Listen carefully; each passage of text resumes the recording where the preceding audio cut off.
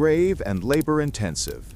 The overall mood must be serious, emphasizing the intensity of the physical and mental labor carried out in the quiet hours of the night. Meditative, focus-driven. The repetitive action of sorting mail and the rhythmic movement of the train should be treated as a form of deep concentration or meditation. This creates a powerful contrast between the external motion and the internal stillness of focus. Grounded romanticism. Acknowledge the historical significance of the RPO and the profound human connection of written mail, but do not gloss over the harsh, sooty, dangerous, and demanding realities of the job. Part 1. The Fault Line and the Geologist. The city of Denver, Colorado was known for its altitude, its snow-capped skyline, and its relentless modern sprawl. Few residents, even those living in the historic Baker neighborhood, ever considered what lay far beneath the asphalt and century-old brownstones. They certainly never considered that the very foundation of their booming metropolis was a lie, a geological cover story for something vast and incomprehensible. Dr. Aris Thorne, a structural geologist at the University of Colorado, was the first to hear the whisper. It wasn't a spiritual revelation or a dream. It was an anomaly that screamed at him from the seismic data of a new underground transit tunnel project. His job was to map the bedrock for structural integrity, yet every day for 6 months, the data had been telling him the same impossible thing. The bedrock was hollow. It's not just an open cavern, Miles, Aris argued, gesturing wildly at the 3D topographical map projected onto the wall of his cramped office. The map showed a vast, impossibly smooth void beginning 200 feet beneath the city center. A natural formation would show erosion, a fault line, some kind of chaotic signature. This structure, look at the consistency. It's like a colossal bubble. Miles Finch, the chief project engineer, a man whose mind was built of concrete and budget spreadsheets, scowled. Thorne, we hired you for stability reports, not science fiction. The preliminary acoustic sweeps showed nothing but dense shale and trace granite.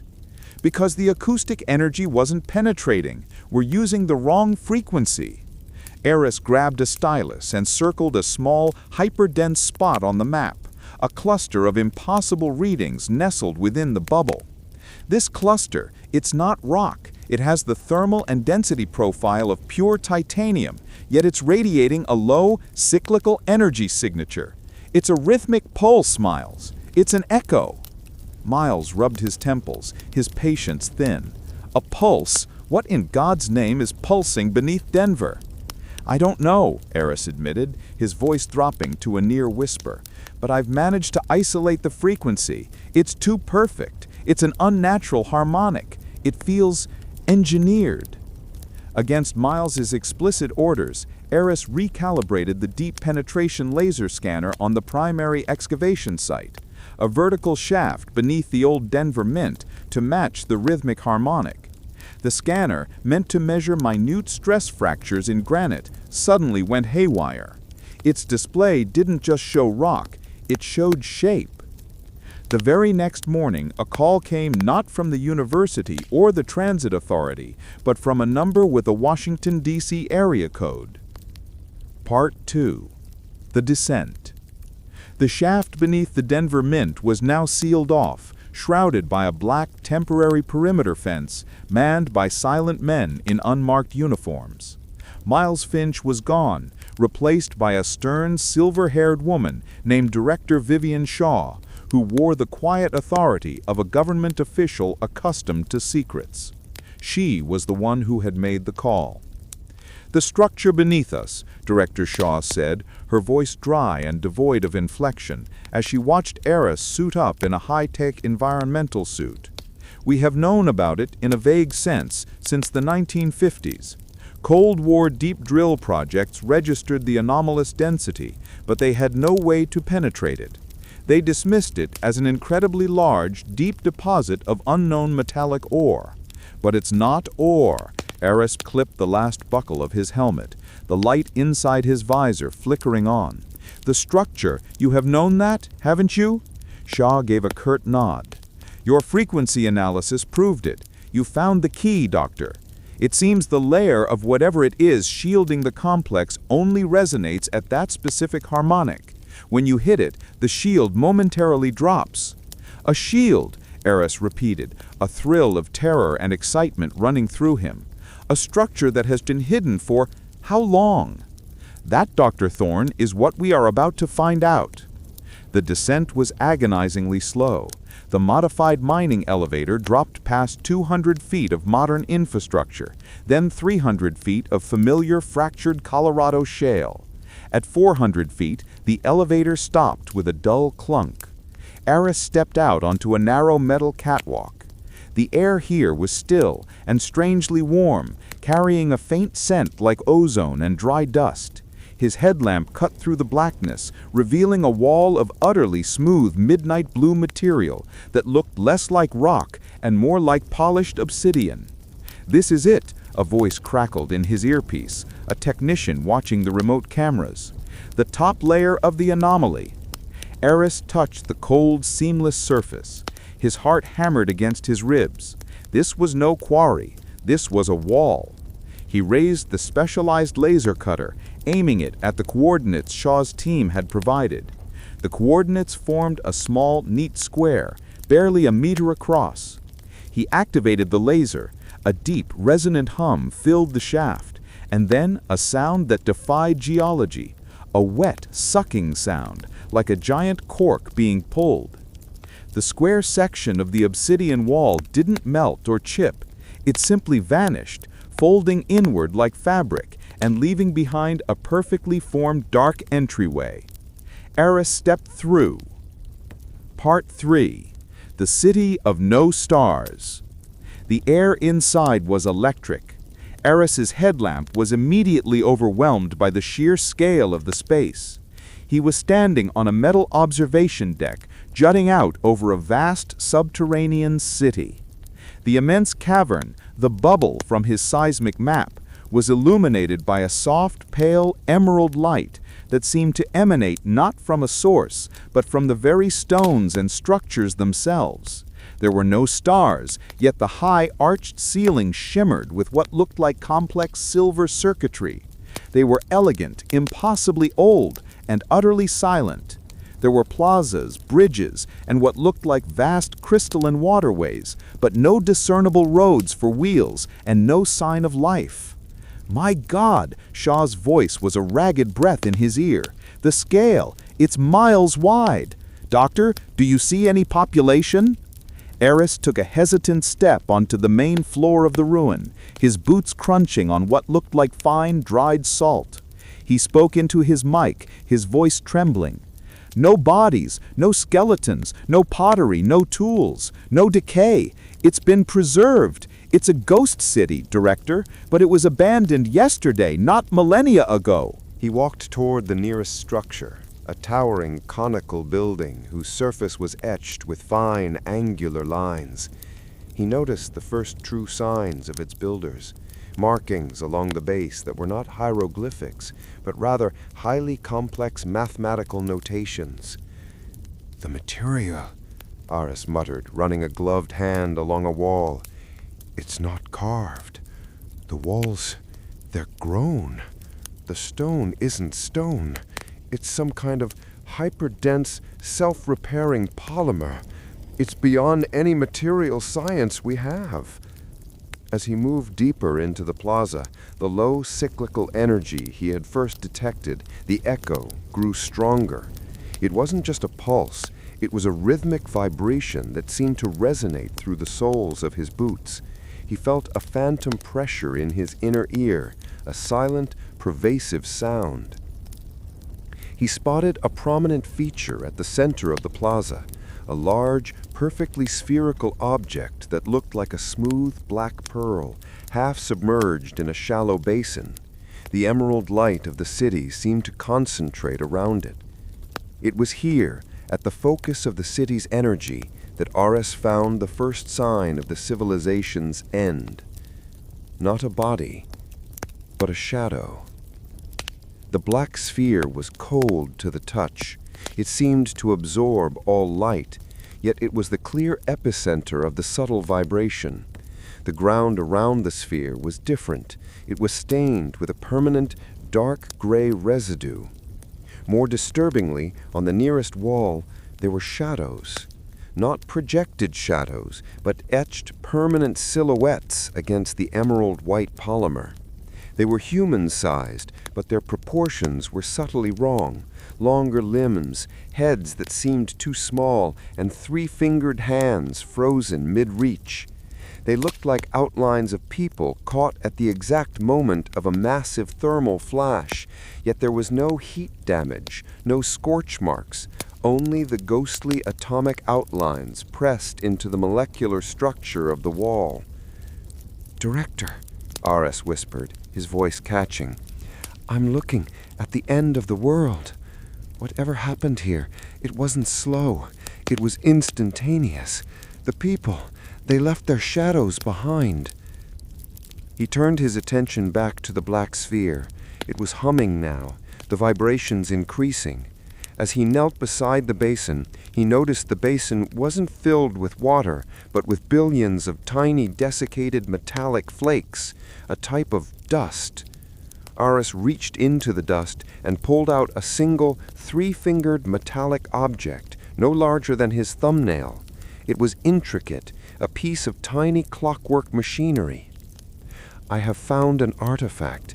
It looks like part of a wrist device. It's impossibly detailed." As he held the object, the humming from the sphere intensified, changing pitch. The air suddenly grew colder, the emerald city light dimmed, and then a new light appeared. It originated from the shimmering, circuit-like ceiling, focusing on the plaza. It was a single, intensely bright beam of crimson light, narrow and focused, like a colossal vertical laser. It landed squarely on the black sphere. "Doctor, what is happening?" Shaw's voice was frantic. "The city is powering up. Something has triggered its reactivation." Aris scrambled backward, dropping the artifact. The pulse was now a frantic thump, thump, thump that made his vision blur. Then, from the darkness of a massive arcing gateway at the far end of the plaza, a new sound cut through the throbbing. It was a metallic shuffling sound, slow and labored, like something very heavy being dragged across the dried dust. Aris whipped his headlamp toward the sound. 2 pinpoints of red light, the exact crimson light of the beam overhead, flickered in the deep shadows. They were separated by several feet, and they were moving. Part 2. The Guardian and the Glyph. The rhythmic thump-thump-thump of the city activated was now a physical hammer against Aris Thorne's chest. The crimson beam bathing the black sphere grew brighter, and the twin red lights, the eyes of whatever was approaching, intensified. Aris stumbled back toward the entry arch, fumbling for the small, non-lethal flare pistol he had been issued for signaling. "Director Shaw, I have contact. Non-human. It's massive." "Hold your position, Doctor. We are preparing to extract you, but the access laser needs time to stabilize the rift. Describe what you see." Shaw's urgency was a harsh static in his ear. The metallic shuffling resolved itself into a shape. It was a bipedal construct, towering perhaps 12 feet high. Its body was made of the same seamless, black obsidian-like material as the outer wall, but its surface was cracked and covered in a thick layer of the dry, metallic dust from the basin. It moved with the slow, grinding inertia of something that had been motionless for 10,000 years. It was a guardian. The 2 crimson lights were not eyes, but lenses, projecting thin red beams that swept across the plaza floor, finally locking on to Aris.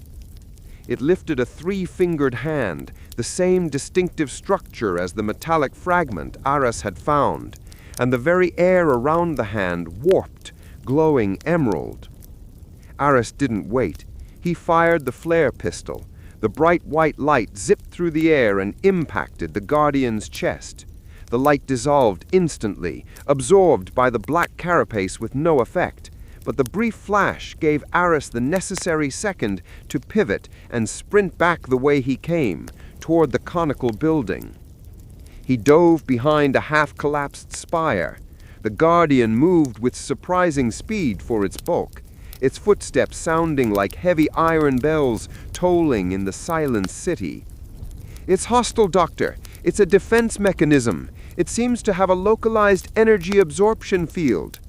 "Stay low, Doctor. Head for the central water channel. There might be cover." Aris scrambled over the dried salt-like dust, his vision tunneling on a wall covered in the mathematical markings he had seen before. These weren't just equations, they were language, an elegant flowing script interspersed with complex geometric figures.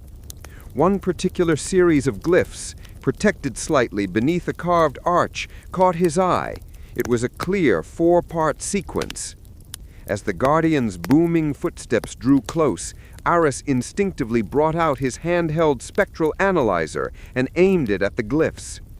He wasn't looking for temperature or density. He was looking for the resonant frequency of the ink itself, hoping to find a chemical clue.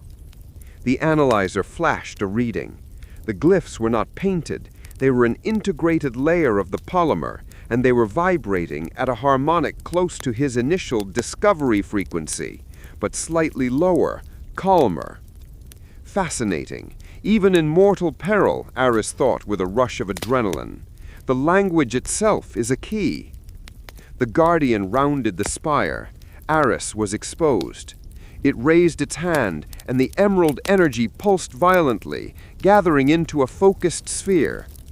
In a desperate gamble, Aris remembered the calmness of the glyph's reading. He shouted into his mic, Director Shaw, can you broadcast that initial harmonic again, the discovery frequency, now?" Shaw immediately responded, "We are cycling it. Be ready." As the Guardian launched the glowing sphere of energy, a silent, concentrated death, the air in the massive cavern thrummed violently with Aris's calculated frequency. The emerald projectile, mid-flight, shimmered, sputtered, and collapsed into the air, dissipating into nothing but harmless ozone. The Guardian froze. Its crimson eyes flickered, the light dimming to a confused orange. The mechanical shuffling ceased. The creature had a defense against almost everything, but its internal programming had not accounted for the very language of its power being weaponized against it. "They weren't destroyed by us," Aris reported to Shaw, his voice strained. "They were destroyed by whatever was outside the planet. The city wasn't a refuge, it was a containment field. The black sphere is a power source, but it's also a beacon, a prison, or maybe a lure." He stumbled back from the archive wall, realizing the terrible truth. The Zeth civilization had mastered resonance, built their cities as gigantic tuning forks, and then, in a desperate final act, had used their entire infrastructure to cast an energetic net over whatever they had encountered, sacrificing their entire population to seal the breach. And now, he had switched the power back on. Part 4. The Core and the Sacrifice. Aris ran deeper into the archive, following the increasing heat and the now deafening, erratic thump, thump, thump. The sound was pulling him like a tide. He reached a final chamber, vast and cylindrical, where the crimson light focused the most intensely. This was the core. At the heart of the chamber, the black sphere was suspended in a cradle of luminous, interweaving cables, but it wasn't a sphere anymore. The surface was now churning and rippling like liquid oil, and inside its depths, Aris could see shifting, impossible colors, purples, radioactive greens, and blinding whites, all twisting within the black shell. The chaotic energy he had seen in the archives was now fully manifested, being contained only by the intense crimson beam shining down from the ceiling. "Director Shaw," Aris yelled, covering his ears. "The sphere is a nexus. It's a portal, and it's failing. We have to shut down the harmonic now, before it fully stabilizes."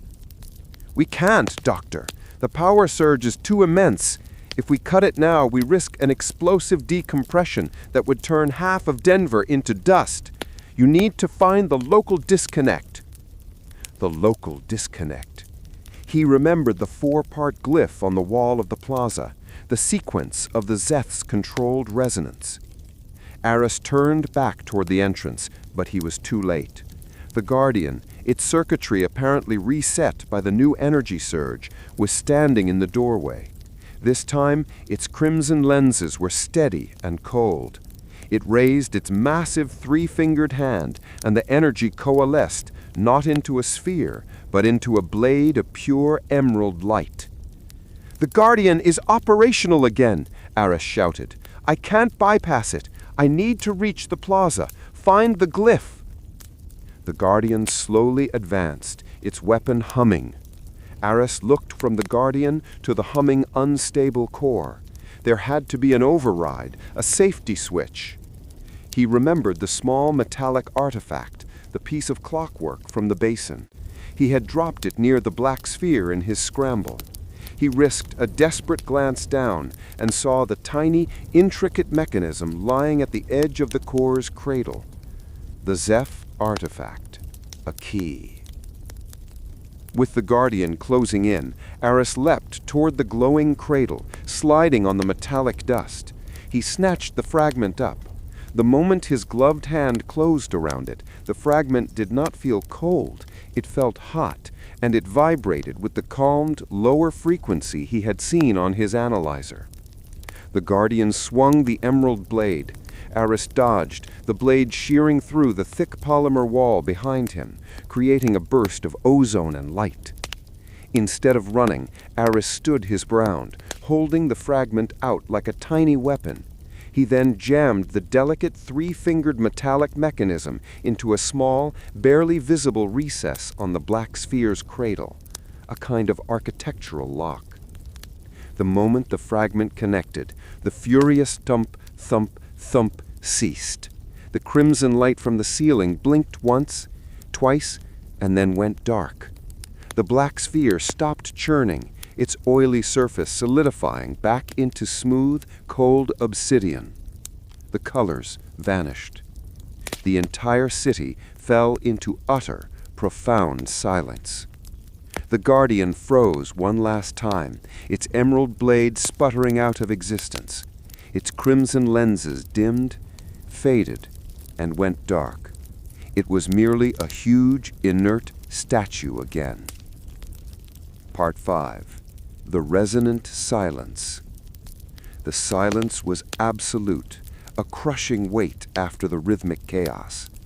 Aris stood alone in the dark core chamber, illuminated only by the weak light of his suit's visor.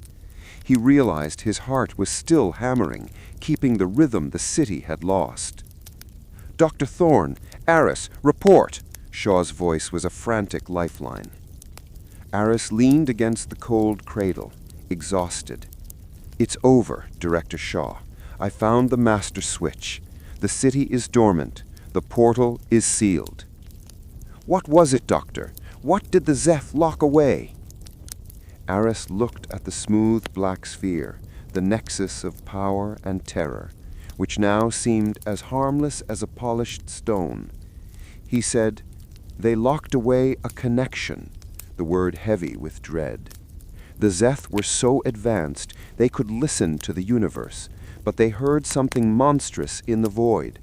They didn't have the power to destroy it, only to build a perfectly tuned prison and sacrifice themselves to power the lock. That initial energy pulse I detected, it wasn't just an echo. It was the last, desperate whisper of their civilization, warning the next one not to open the door. He pulled the fragile metallic key out of the cradle. It was now just cold metal. "We need to seal this shaft, Director Shaw." Aris concluded, his voice firm. "We need to cover it with lead and concrete, fill it with pressurized gas, and forget we were ever here. The Zeth made their final sacrifice for a reason. Ancient echoes deep in the earth must remain just that, echoes. We cannot let them become roars." The evacuation was swift and silent. Within 48 hours, the Denver Mint shaft was sealed with 10 feet of reinforced concrete, the entrance paved over and declared a restricted utility access point. The official report cited unstable seismic activity and extreme geothermal risk. Aris Thorne, the man who had been the first to hear the whispers and the last to silence the roars, was given a permanent, high-security position as the lead seismologist for the Denver Stabilization Project, a title that meant little and hid everything. He was now one of the silent guardians of a terrifying secret. He spent his days monitoring the Earth for anomalies, forever listening for the slightest tremor. Sometimes, in the dead of night, he would hold the three-fingered metallic fragment and swear he could feel a residual thump, a fainter, more patient echo waiting to be heard again. He knew that the modern world, built on lies and oblivion, was safe for now. But he also knew that the Earth kept its secrets poorly. The Zeth had left a lock, but locks, by their very nature, are designed to be turned. What we heard was a cacophony. The universe is a system of perpetual delicate harmonies, but there are frequencies, discordant and vast, that threaten to unravel the very fabric of existence. We called this the void hum. The hologram shifted again, showing a visualization of Earth's atmosphere being constantly bombarded by thin, low-frequency, chaotic energies. The void hum does not kill the body. It kills the mind. It is the source of all irrational conflict, all fear, all self-destruction. It keeps sentient species locked in perpetual cycles of tribalism and war, unable to achieve the resonance necessary for true interstellar travel or lasting peace. The recording focused on the core pool. We built this city, our great conservatory, as a counter-instrument. The obsidian lattice filters the hum. The inner core generates the great resonance, a stabilizing harmonic that shielded the entire continent, allowing consciousness to evolve without the constant, chaotic input of the void. Elias felt a chill deeper than any cold. The Heralds hadn't been shielding themselves from humanity. They had been shielding humanity from the cosmic madness. The recording paused. The geometry on the dome changed, displaying a final, mournful sequence. The Heralds depicted as luminous figures, slowly leaving the core chamber, their forms dissolving into light. The city gradually powering down, entering a deep state of dormant silence. A single line of text. We used the last of our accumulated energy to seal the obsidian lattice. The great resonance will hold for 10,000 Earth cycles. The message was clear. The Heralds had not died in a catastrophic war, but had deliberately chosen to leave, sacrificing their presence to provide Earth's nascent species, Homo sapiens, with a window of peace, a sheltered garden of time to evolve past the psychic chaos before the shield failed. "The resonance," Elias whispered, clutching the green crystal. "The 10,000 years must be up. The shield failed because the city woke up, not because I bypassed it." The silvery pool of liquid mercury began to bubble furiously, and the deep, low bass note of the city became strained, erratic, like a broken chord. Part 5. The Great Resonance. Elias realized the true purpose of the green crystal. It wasn't a key to shut down the city. It was the manual override for the great resonance itself. He ran to the edge of the silvery pool. The sentinel, now fully recovered from the frequency shift and moving with renewed furious violet energy, was descending the final ramp. Director Ortiz, the shield failed. This city is the only thing keeping the mental chaos out of America. I have to restart the resonance.